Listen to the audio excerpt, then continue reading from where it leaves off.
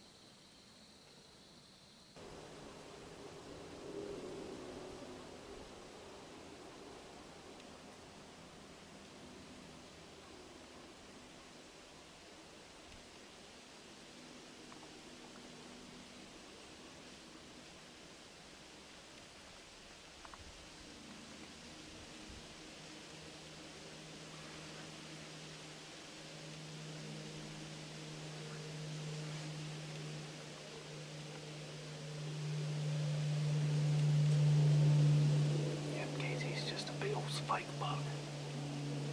I don't think he has another horn anywhere on him.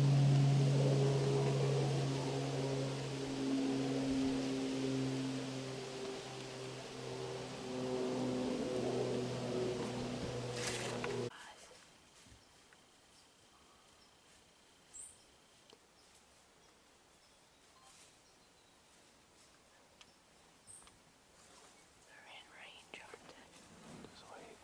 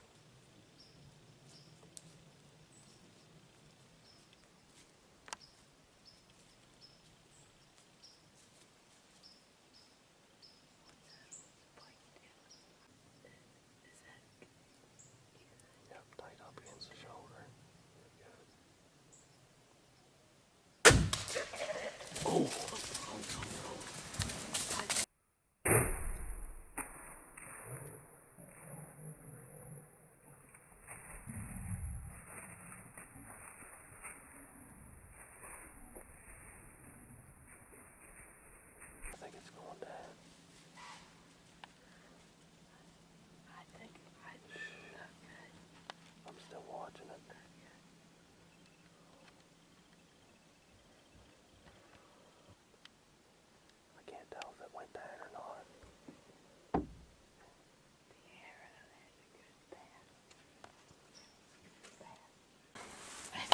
It did like a hard shot where it jumped up. It definitely like mule kicked, didn't it? And then it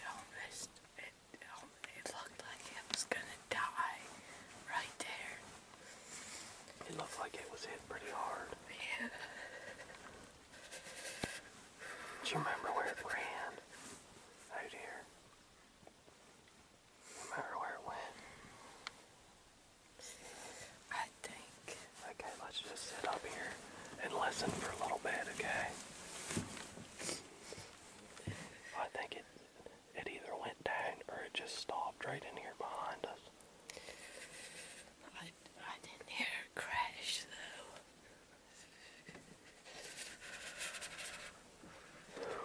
Man, Yeah. I thought a big monstrous buck was coming down. Yeah.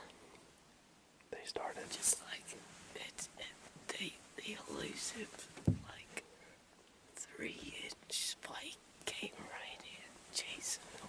yeah. The That was a spikes. big buck. Yeah. That was perfectly executed. They did just what we wanted them to do, huh? Yeah. So when we got down out of the stand, it was kind of wild. The deer was on its feet and it was just hanging out in behind the stand. It only ran like 75 yards. And it was stomping at us and blowing at us.